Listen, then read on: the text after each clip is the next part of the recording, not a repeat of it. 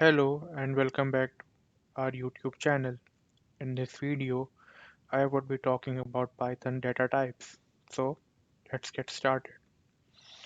So first I would define a variable, let's say x, and I would pass it in a value 15. What would it be? It would be an integer, right? And now I define another variable called y and I pass a value 2.35. It would be a float. Yes.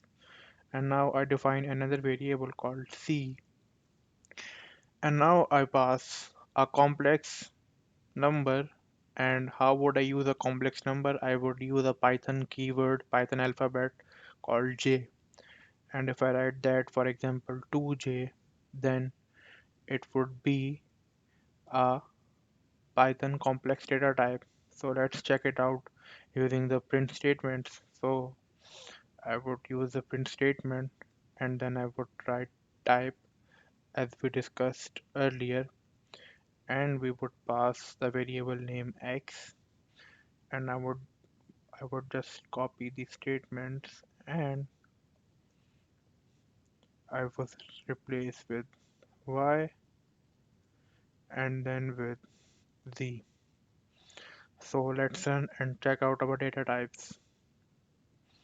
And if I run it, then you can see that our first variable x is belonging to the class of integers, and the second variable with the decimal point y that had value 2.35 is now a floating point data, and the third one is in fact a complex number. So it's right, huh?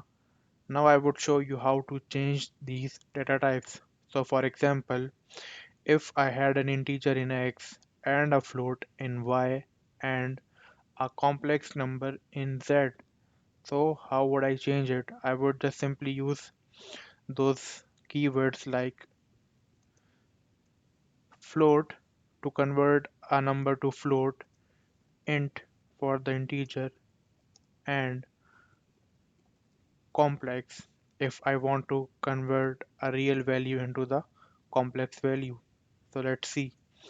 For example, I define a variable a and I pass in it float of my integer value x, and then I define another b, and that would have int of my floating value y, and now I would define c that would have the complex part of my real value x. So now you can see that I have changed the data types for x to float, y to integer, and x to complex. So let's find out what are the data types and whether they are changed or not. So if I hit type a and there is bracket missing, I guess, yeah, and then print type of b and then print type of c, what would happen now? Let's find out. And if I do that, you can see that my floating point has been run over the variable x that was an integer. I would write it for you. X was integer, but now because I used the Python keyword float, so now the data type for a would be float, and similarly for the y that was float in initial definition now has been converted to integer value, and similarly my third variable x that was a real value is now a complex value. So if I want to show you the original values, the converted values for them, then we can use print statements again, and you would see the difference.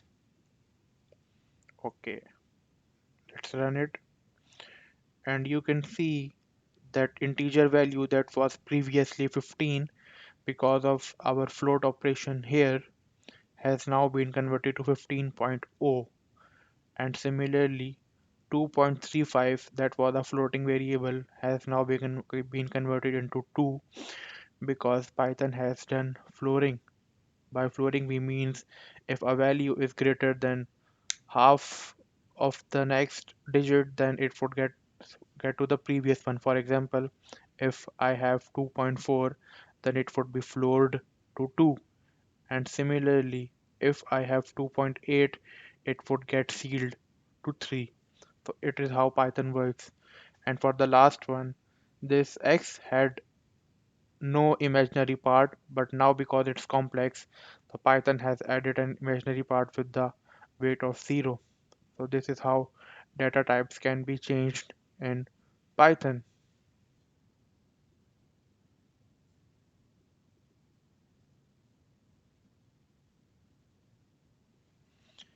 Up till now, we were using the manual assignments for our variables.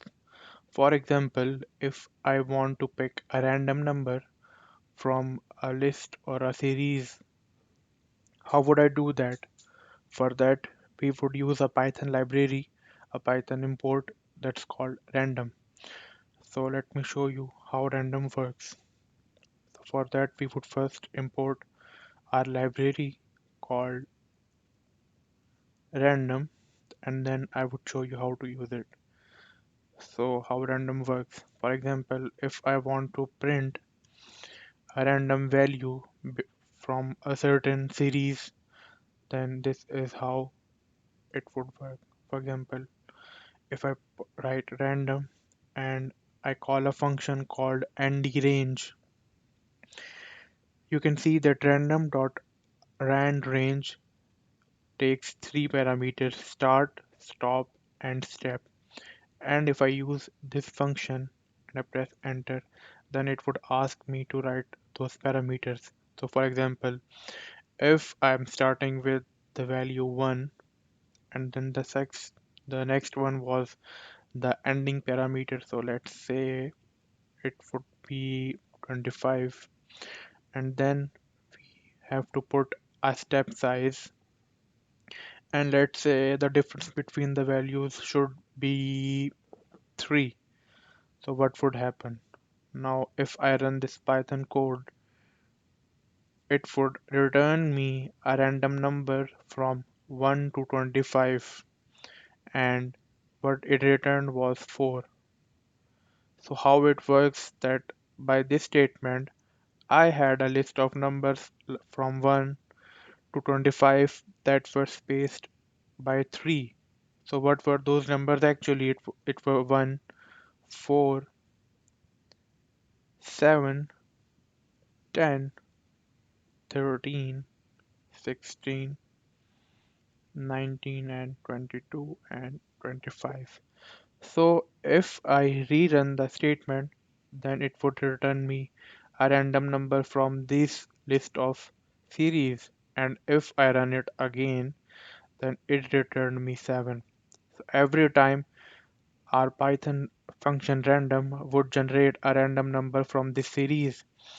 So now if I want to have an integer set of numbers, I would just redefine my starting and closing parameters. So for example, if I start with 0 and I finish with 40 and I put a step size of 2, then now it would be from 0 to 40, and that would be equally spaced, and it would keep on returning me the integer values, the even numbers from that list. So this is how the Python random function works, and it is needed when we are doing some machine learning task or other thing, when we are using some random variables for random generation.